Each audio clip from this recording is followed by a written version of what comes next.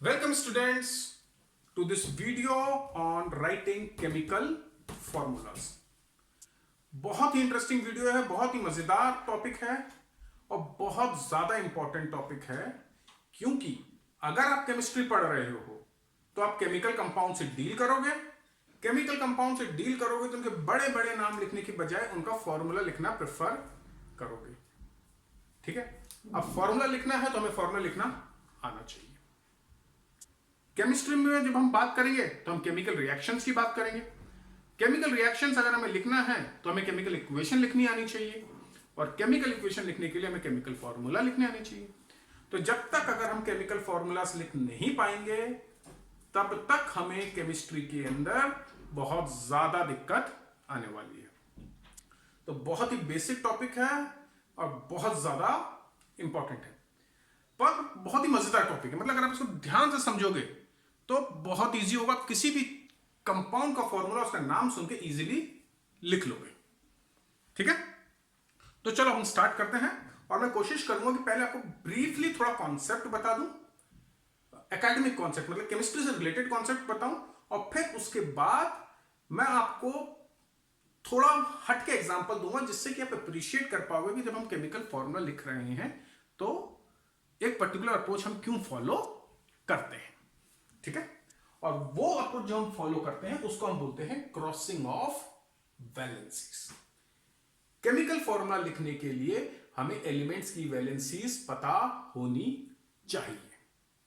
ठीक, वैलेंसीज आप ऑलरेडी पढ़ चुके हो तो मैं आपको वैलेंसीज के बहुत ज्यादा डिटेल में नहीं बताऊंगा, बट हां हम लोग कवर करेंगे कि अगर हमें इलेक्ट्रॉनिक कॉन्फ़िगरेशन पता है किसी एलिमेंट का या हमें एटॉमिक नंबर पता है किसी एलिमेंट का तो क्या हम उसकी वैलेंसी निकाल सकते हैं। ओके, तो ठीक है, हम स्टार्ट करते हैं वैलेंसी से। तो वैलेंसी होता क्या है? अगर मैं ब्रीफ में लिखना चाहूं तो मैं लिख सकता हूं combining capacity of an element. क्या है valency? Combining capacity of any element. इसका मतलब क्या हुआ? एलिमेंट्स आपस में एक दूसरे के साथ कंबाइन करेंगे और कंपाउंड फॉर्म करेंगे, राइट? जैसे हाइड्रोजन ऑक्सीजन के साथ कंबाइन करके वाटर फॉर्म करता है, कार्बन ऑक्सीजन के साथ कंबाइन करके कार्बन डाइऑक्साइड फॉर्म करता है। ठीक है ना? तो जब ये डिफरेंट एटम्स और डिफरेंट एलिमेंट्स कंबाइन हो रहे हैं तो एक एलिमेंट के कितने एटम दूसरे एलिमेंट के कितने एटम के साथ कंबाइन होंगे, यह हमें बता रहा है कंबाइनिंग कैपेसिटी। ठीक है, और हर एलिमेंट की कंबाइनिंग कैपेसिटी अलग हो सकती है। डिफरेंट एलिमेंट्स में हैव डिफरेंट कंबाइनिंग कैपेसिटी। हम एक छोटा सा एग्जांपल लेते हैं, ऑक्साइड्स का एग्जांपल लेते हैं। जैसे हम कंसीडर करते हैं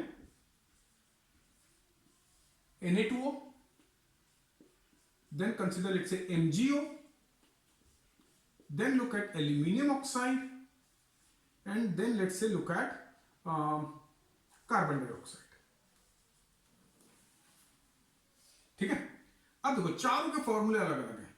यहाँ Na2O है, ये MgO है, यहाँ पर एल्यूमिनियम के 2 है, ऑक्सीजन के 3 है, यहाँ कार्बन का 1 एटम है, ऑक्सीजन के 2 एटम है। तो सबकी कंबाइनिंग कैपेसिटी डिफरेंट है। एक ऑक्सीजन एटम के साथ 2 सोडियम का एटम कंबाइन कर रहे हैं, यहाँ पर एक ऑक्सीजन एटम के साथ एक ही कंबाइन कर रहा है, और यहाँ पर 2 ऑक्सीजन एटम के साथ एक कार्बन चाहिए हमें, और यहाँ पर 3 ऑक्सीजन एटम के साथ हमें 2 एल्यूमिनियम के एटम चाहिए। तो कहीं ना कहीं चारों की कंबाइनिंग कैपेसिटी डिफरेंट है। अगर कंबाइनिंग कैपेसिटी सेम होती तो फॉर्मूला भी सेम हो जाता। जैसे CaO MgO, एक एटम एक एटम एक एटम एक एटम, मतलब कैल्शियम और मैग्नीशियम की कंबाइनिंग कैपेसिटी सेम है। तो ये तो हुआ कि वैलेंसी होती है combining capacity of an element. अब हम किसी भी एलिमेंट की वैलेंसी कैसे फाइंड आउट कर सकते हैं? तो उसके लिए हमें उसका इलेक्ट्रॉनिक कॉन्फ़िगरेशन लिखना होगा, जो कि आप सबको लिखना बहुत इजीली आता है। आप सब उन चीजों को पहले ही सीख चुके हो। तो एक बार हम सोडियम मैग्नीशियम एल्यूमिनियम कार्बन का इलेक्ट्रॉनिक कॉन्फ़िगरेशन लिखकर देखते हैं। सोडियम एटॉमिक नंबर 11, तो ये इसका इलेक्ट्रॉनिक कॉन्फ़िगरेशन हो गया। मैग्नीशियम का होता है 12, ये इसका इलेक्ट्रॉनिक कॉन्फ़िगरेशन हो गया। एल्यूमिनियम होता है 13, तो ये इसका इलेक्ट्रॉनिक कॉन्फ़िगरेशन हो गया। कार्बन होता है 6, तो ये इसका इलेक्ट्रॉनिक कॉन्फ़िगरेशन हो गया। ठीक है, तो हमने क्या किया, हमने सोडियम, मैग्नीशियम, एल्यूमिनियम और कार्बन के इलेक्ट्रॉनिक कॉन्फ़िगरेशन लिख दिए। ऑक्सीजन सब में सेम था, इसलिए मैं ऑक्सीजन का इलेक्ट्रॉनिक कॉन्फ़िगरेशन अभी नहीं देख रहा। अब कंपेयर करो इनके वैलेंस इलेक्ट्रॉन्स। वैलेंस इलेक्ट्रॉन्स यानी जो उसका वैलेंस शेल है, यानी जो आउटर मोस्ट शेल है, उसमें कितने इलेक्ट्रॉन्स हैं, वो वैलेंस इलेक्ट्रॉन्स कहलाते हैं। तो उसका आउटर मोस्ट शेल ये है जिसमें 1 इलेक्ट्रॉन है, मैग्नीशियम के में 2 इलेक्ट्रॉन है, एल्यूमिनियम में 3 है, कार्बन में 4 है। तो आरओ के अंदर अलग अलग नंबर ऑफ वैलेंस इलेक्ट्रॉन्स हैं और किसी भी एलिमेंट की वैलेंसी उसके वैलेंस इलेक्ट्रॉन्स पर डिपेंड करती है। अब वैलेंसी निकालने के लिए हम एक इंपॉर्टेंट रूल जो हमें पता होना चाहिए, दैट इज ऑक्टेट रूल, जो कि आप ऑलरेडी पढ़ चुके हो। ऑक्टेट रूल क्या कहता है कि अगर किसी भी एलिमेंट को स्टेबल होना है, किसी भी एटम को स्टेबल होना है, ठीक है, तो वो अपने आखिरी शेल में, अपने आउटर मोस्ट शेल में या अपने वैलेंस शेल में 8 इलेक्ट्रॉन्स करने की कोशिश करेगा। ऑक्टेट मतलब 8। So elements try to achieve 8 electrons in their valence shell। और अगर उसके वैलेंस शेल में 8 इलेक्ट्रॉन हो जाएंगे तो वो एलिमेंट बहुत ज्यादा स्टेबल हो जाएगा। और सबको लाइफ में स्टेबिलिटी चाहिए, कोई इनस्टेबिलिटी एंजॉय नहीं करता है, सबको स्टेबिलिटी चाहिए। और 8 इलेक्ट्रॉन करने के बहुत सारे तरीके हैं। एक है कि आप इलेक्ट्रॉन गेन कर लो जितने आपके पास शॉर्टफॉल है, दूसरे आप इलेक्ट्रॉन लूज कर लो, तीसरे आप इलेक्ट्रॉन शेयर कर लो। मतलब कोई तगड़ा एलिमेंट होगा, ठीक है, कोई तगड़ा एलिमेंट होगा तो वो बोलेगा ये मुझे इलेक्ट्रॉन दे दो, इससे इलेक्ट्रॉन छीन लेगा, सबसे इलेक्ट्रॉन छीन लेगा, यानी वो इलेक्ट्रॉन गेन कर लेगा। जो वीक होगा वो बोलेगा मेरे को लड़ाई झगड़े में नहीं पड़ना, तुम मेरे इलेक्ट्रॉन ले लो, मैं अपने इलेक्ट्रॉन दान दे देता हूं, पर मैं दान देकर मैं स्टेबिलिटी अचीव कर लूंगा। ठीक है, तीसरा होगा, अब वो इतना बड़ा दानवीर भी नहीं है, उतना स्ट्रॉन्ग भी नहीं है, तो बोलेगा यार ना मैं इलेक्ट्रॉन दे सकता हूं ना मैं इलेक्ट्रॉन छीन सकता हूं, तो क्यों ना हम दोनों मिलकर आपस में अपने इलेक्ट्रॉन को बांट ले, शेयर कर ले, ताकि तुम भी खुश और मैं भी खुश। तो ये कॉम्प्रोमाइज कर लेगा, ये छीन लेगा और ये दान दे देगा। तो 3 तरह के तुम्हारे पास एलिमेंट्स हो गए। अब कौन से एलिमेंट्स होते हैं जो छीन लेंगे? जिनके पास ऑलरेडी ज्यादा वैलेंस इलेक्ट्रॉन्स हो, यानी मान लो किसी के पास 5 वैलेंस इलेक्ट्रॉन्स हैं, तो बोलेगा यार 3 तो मैं छीन सकता हूं, तो वो छीन लेगा। किसी के पास 6 वैलेंस इलेक्ट्रॉन्स हैं, तो बोलेगा बस मेरे को 2 ही चाहिए ना, चलो 2 तो मैं खींच लूंगा। किसी के पास 7 है तो मतलब एकदम वो बिंदास हो गया, वो बोलेगा 1 ही चाहिए ना, तो किसी से भी खींच लेगा। तो अगर आपके वैलेंस इलेक्ट्रॉन 4 से ज्यादा हैं तो आपकी टेंडेंसी होगी इलेक्ट्रॉन को खींचने की या गेन करने की। और जब आप गेन करके इलेक्ट्रॉन्स अपना ऑक्टेट कंप्लीट करते हो तो जितने इलेक्ट्रॉन आप खींच रहे हो वो आपकी वैलेंसी हो जाती है।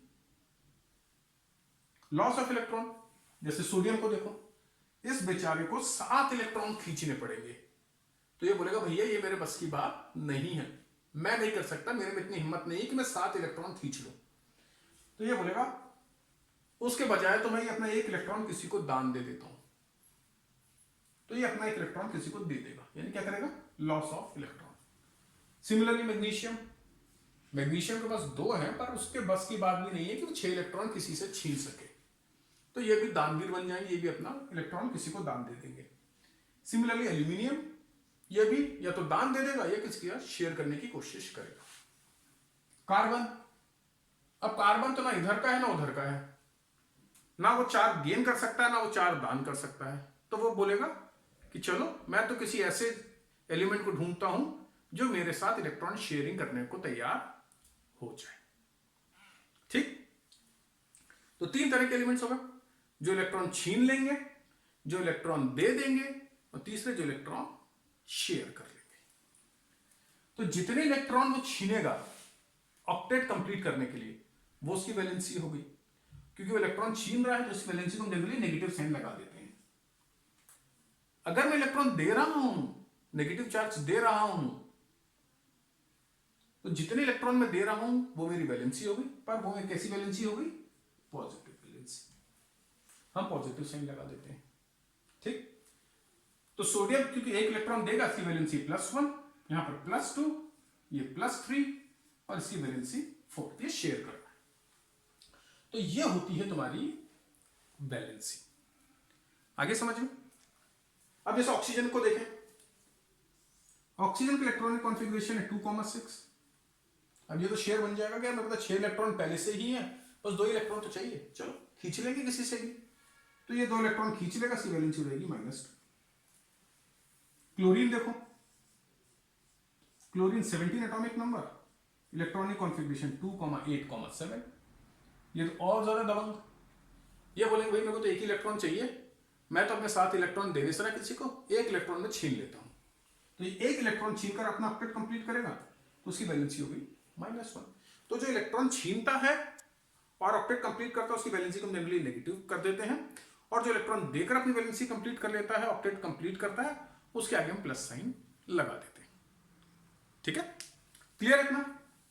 तो ये था मेरा ब्रीफ अबाउट वैलेंसी, कि वैलेंसी होता क्या है, combining capacity of an element. किस चीज पर डिपेंड करेगा? उसके इलेक्ट्रॉनिक कॉन्फ़िगरेशन पे। बेसिक प्रेमाइस क्या है कि एलिमेंट अपने आखिरी शेल में 8 इलेक्ट्रॉन करने की कोशिश करेंगे। 3 तरीके से कर सकते हैं, gain of electron, loss of electron and sharing of electron. जितने इलेक्ट्रॉन गेन कर रहा है वो उसकी नेगेटिव वैलेंसी, जितने इलेक्ट्रॉन लूज कर रहा है वो उसकी पॉजिटिव वैलेंसी, और जितने इलेक्ट्रॉन शेयर कर रहा है वो उसकी कोवैलेंसी।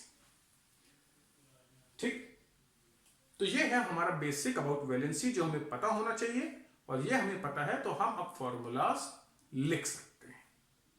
क्लियर इतना? ग्रेट। चलो अब आगे बढ़ते हैं।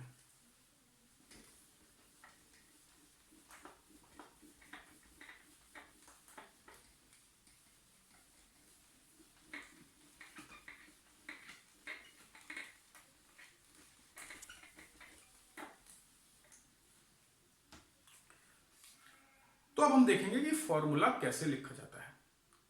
तो पहले मैं आपको उसका कॉन्सेप्ट समझाने की कोशिश करूंगा नॉन टेक्निकल टर्म्स के अंदर, मतलब बिना वैलेंसी, बिना इलेक्ट्रॉन, इन सब के झमेले में पड़े बिना एक आइडिया देने की कोशिश करूंगा कि फॉर्मूला बन कैसे रहा है। तो एक बार आप उसको अंडरस्टैंड कर लोगे, उसको अप्रिशिएट कर लोगे, इसके बाद तो ये बच्चों का खेल हो जाएगा आपके लिए। ठीक है, चलो तो लेट्स से एक गेम खेलते हैं। मेरे पास बॉल थ्रो करने वाले कई प्लेयर्स हैं।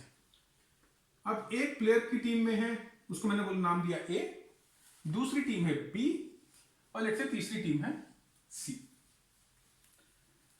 अब जो ए टीम के मेंबर हैं वो एक बार में एक बॉल थ्रो कर सकते हैं। उनके पास, हर मेंबर के पास केवल एक ही बॉल है और वो एक ही बॉल थ्रो कर पाएंगे। ठीक है, तो ये एक मेंबर, ये एक, ये एक, ये एक। अब जो बी टीम है उसके अंदर थोड़े तगड़े खिलाड़ी हैं, तो वो एक बार में 2 बॉल थ्रो कर लेते हैं, और 2 ही करेंगे, एक बार में नहीं करेंगे, वो 2 ही थ्रो कर सकते हैं एक बार में।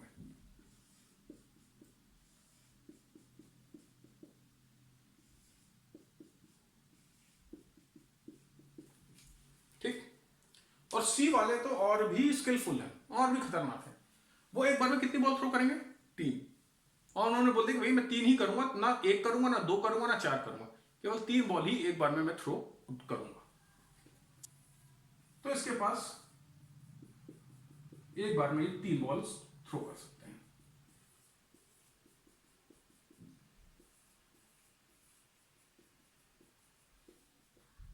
ठीक है, तो ये हमारी 3 टीमों की ए बी सी, ये बॉल थ्रो करती है, यानी ये लोग बॉल लूज करते हैं।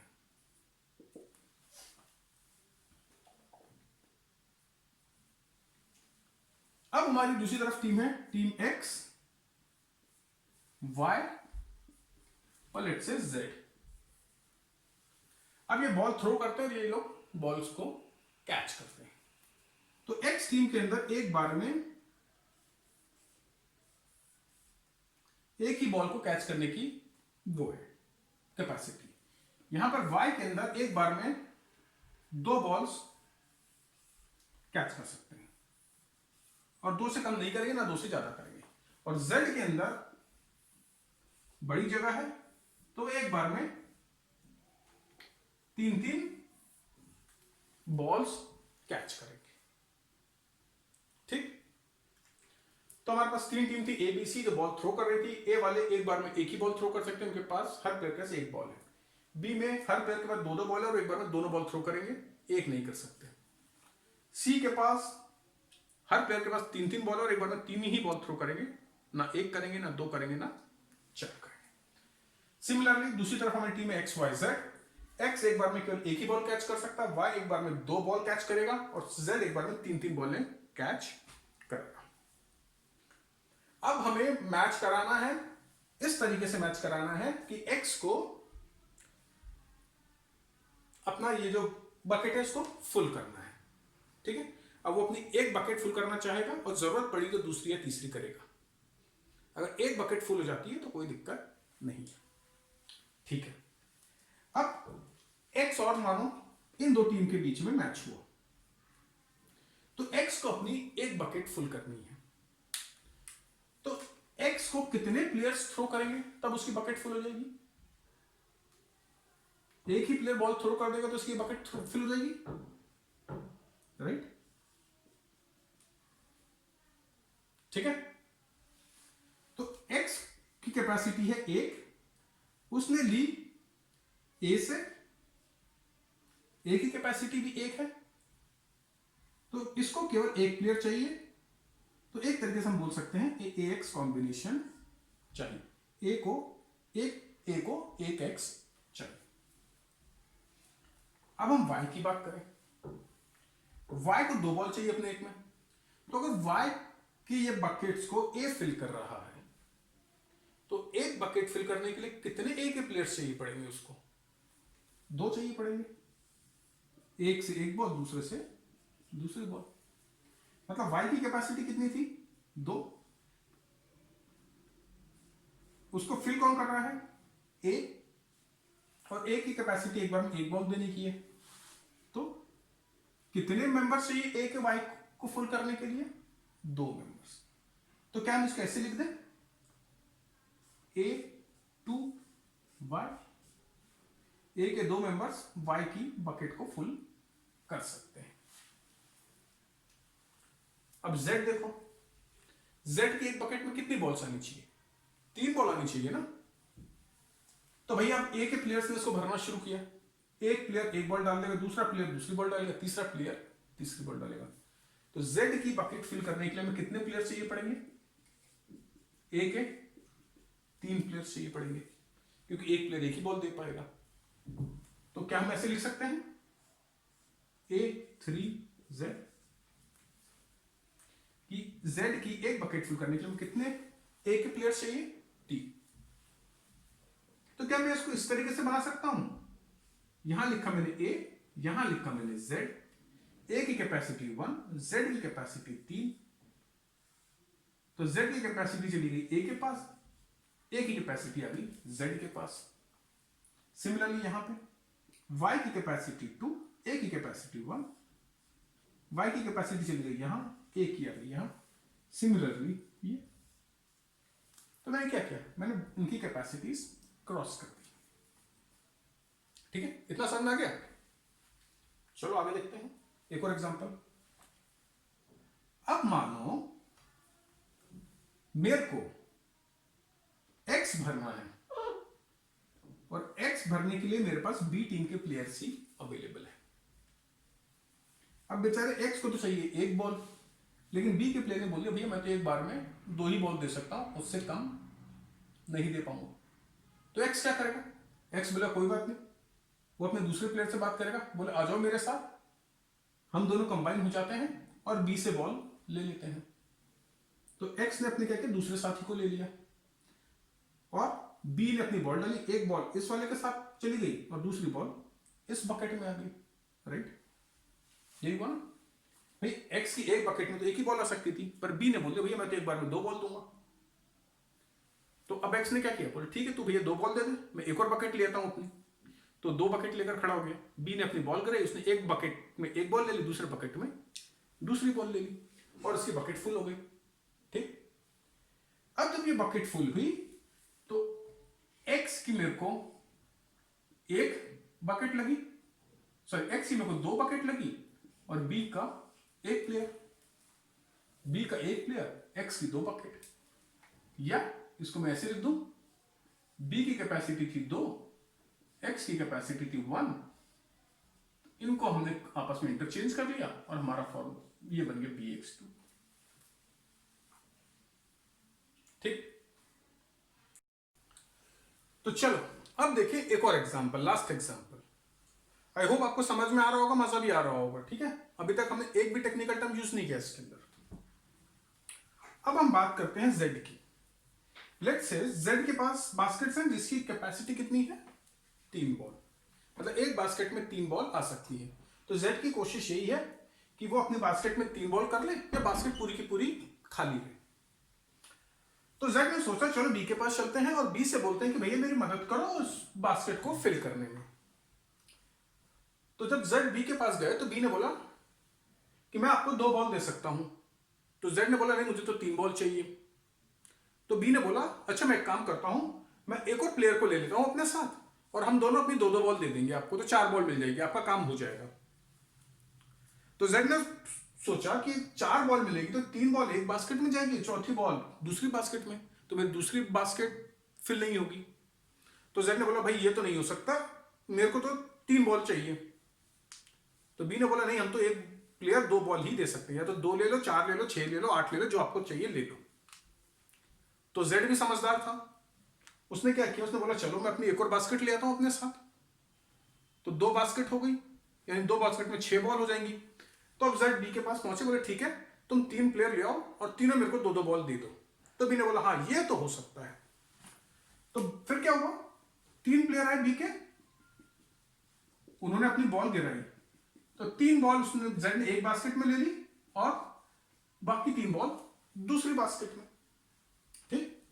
तो क्या हुआ, z के कितने प्लेयर थे, z की कितनी बास्केट थी, 2, और b के कितने प्लेयर आए, 3। तो हम लिख सकते हैं b3 z2, यानी अगर मैं क्रॉस करके देखूंगी कैपेसिटी तो z की कैपेसिटी थी 3, b की थी 2, b ने ले ली z की कैपेसिटी, z ने ले ली b की कैपेसिटी और ये बन गया तुम्हारा कॉम्बिनेशन जो कि मेरी चीजों को सेटिस्फाई कर रहा है। आगे समझ में कैसे मैंने कॉम्बिनेशन बनाया। यहां पर जो x बास्केट थी उसकी कैपेसिटी कितनी थी, 1 बॉल की, y वालों की 2 बॉल्स की। तो जब मैंने ये कॉम्बिनेशन बनाए तो मैंने क्या किया, मैंने इनकी कैपेसिटी को इंटरचेंज कर दिया, क्रॉस कर दिया। सेम कॉन्सेप्ट लगता है तुम्हारे केमिकल फॉर्मूला लिखने में, बस वहां पर क्या आएगा, वहां पर हमें टेक्निकल टर्म्स यूज करने पड़ेंगे। बॉल और बास्केट किससे रिप्लेस हो जाएगी, वैलेंसी से। बॉल देना यानी इलेक्ट्रॉन्स देना, पॉजिटिव वैलेंसी। बॉल लेना यानी इलेक्ट्रॉन लेना, नेगेटिव वैलेंसी। और बाकी पूरा का पूरा कॉन्सेप्ट सेम रहेगा, हमें दोनों एलिमेंट लिखनी, उनकी पॉजिटिव नेगेटिव वैलेंसी लिखनी, दोनों को क्रॉस करना और हमारा फॉर्मूला बन गया। क्लियर।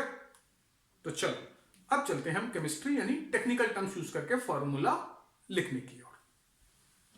आई होप आपको समझ में आ रहा, मजा आ रहा हो। अभी तक मैंने कुछ भी टेक्निकल इसमें यूज नहीं किया है।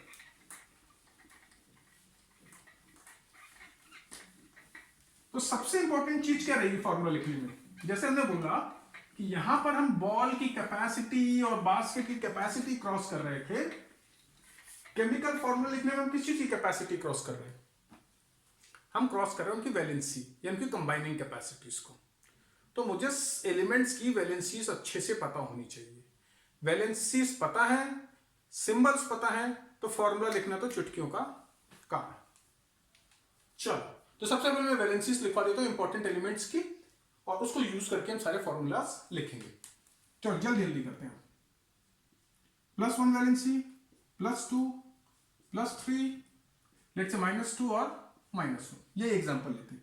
+1 में सोडियम, पोटेशियम, सिल्वर और copper in the form of cuprous, Cu। +2 में ले लेते हैं magnesium, calcium, barium, ferrous, iron. Ferrous या फेरिक आयरन होते हैं।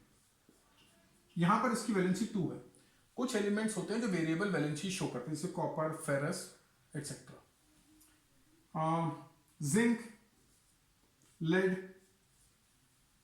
+3 में हम एल्यूमिनियम ले लेते हैं और फिर से ले लेते हैं iron in the form of ferric. नाम डिफरेंट है, सिंबल सेम। -2 में ले लेते हैं ऑक्सीजन, -1 में ले लेते हैं फ्लोरीन, क्लोरीन, ब्रोमीन, आयोडीन। तो ये हमारे एलिमेंट्स हो गए और ये उनकी वैलेंसीज हो गई। अब देखो फॉर्मूला कैसे लिखेंगे। एग्जांपल 1, हम लेते हैं सोडियम क्लोराइड।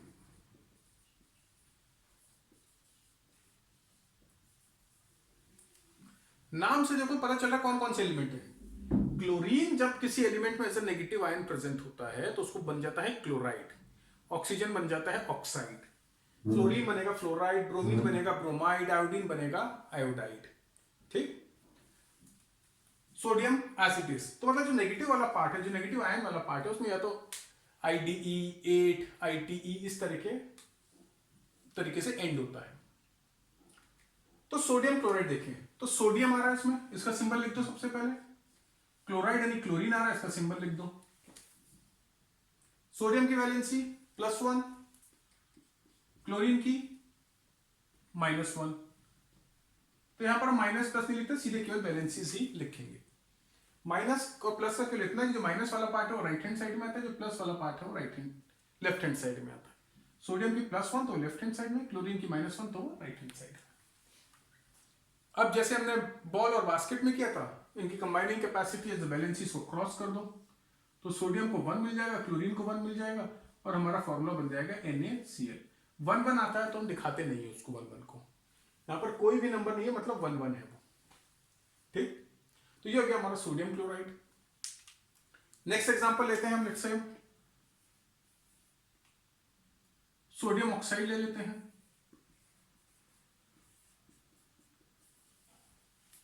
ठीक, अभी बताया मैंने, सबसे पहले क्या लिखना है? Right, symbol. तो सोडियम का सिंबल लिख दो भाई Na। ऑक्साइड मैंने बताया अभी, ऑक्साइड यानी ऑक्सीजन, ऑक्सीजन का सिंबल लिख दिया। सोडियम की वैलेंसी 1, ऑक्सीजन की देख लो 2। अब क्या करेंगे? क्रॉस करेंगे। भाई हमें दूसरों की चीज ज्यादा पसंद आती है, तू मेरे को अपनी चीज दे दे, मैं तेरे को अपनी चीज दे देता हूं। तो 2 पहुंच गया सोडियम के पास, तो Na के नीचे लिख दिया हमने 2। ऑक्सीजन के पास पहुंचा 1, तो लिखने की जरूरत नहीं है, तो O। यह बन गया हमारा सोडियम ऑक्साइड। अब बनाते हैं लेट्स से मैग्नीशियम क्लोराइड। ठीक,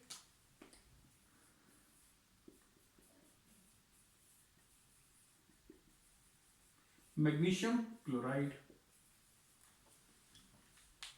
फटाफट सिंबल लिखो मैग्नीशियम। आप लोग अपने एंड पे ट्राई करो, और हो सकता है मुझसे पहले आप ही कंप्लीट कर लोगे। ठीक है, magnesium Mg, chloride Cl। Magnesium की वैलेंसी 2, क्लोरीन की 1, फिर से वैलेंसीज क्रॉस करी हमने, बन गया Mg के पास गया 1 तो लिखने की जरूरत नहीं है, Cl के पास गया 2 तो लिख देते हैं MgCl2। ठीक है, चलो 2-3 एग्जांपल और देख लें, सो दैट ये कॉन्सेप्ट एकदम क्लियर हो आपको।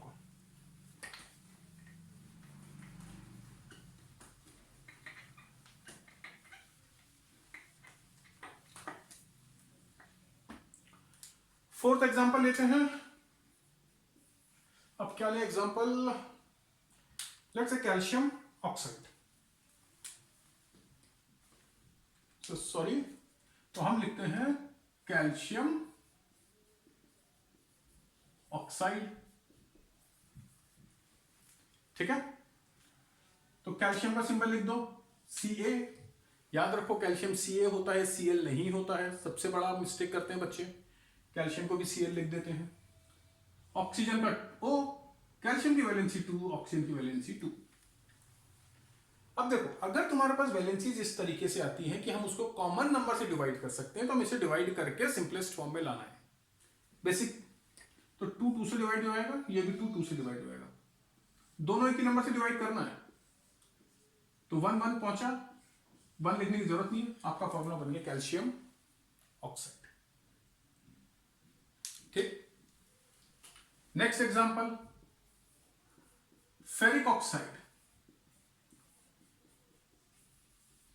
अब यहां पर ध्यान दो, फेरिक यानी आयरन, आयरन का सिंबल Fe, ऑक्सीजन का O। किस फॉर्म में है? फेरिक। ये फेरस है +2, हमें चाहिए फेरिक +3, तो 3 वैलेंसी। ऑक्सीजन भी 2 होती है, ये तो डिवाइड होंगे नहीं किसी कॉमन नंबर से, तो क्रॉस कर दो सिंपली और तुम्हारा फॉर्मूला बन गया Fe2O3।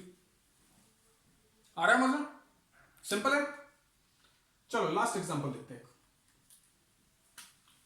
फेरिक ऑक्साइड देख लेते, तो फेरस ऑक्साइड देख लेते हैं।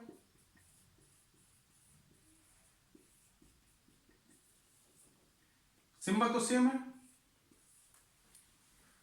लेकिन फेरस है तो वैलेंसी कितनी होगी?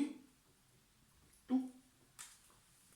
ऑक्सीजन की 2 होती है, दोनों डिवाइड होंगे कॉमन नंबर से, तो डिवाइड कर दो उसको और फॉर्मूला बन गया FeO। तो देखा आपने कितना इजी है ये फॉर्मूलास लिखना।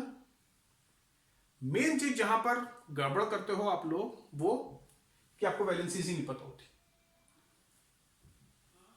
इनिशियली अच्छी बात है, ठीक बात है कि आप इलेक्ट्रॉनिक कॉन्फ़िगरेशन लिखो, से वैलेंसी निकाल लो, वो शुरू में चलता है।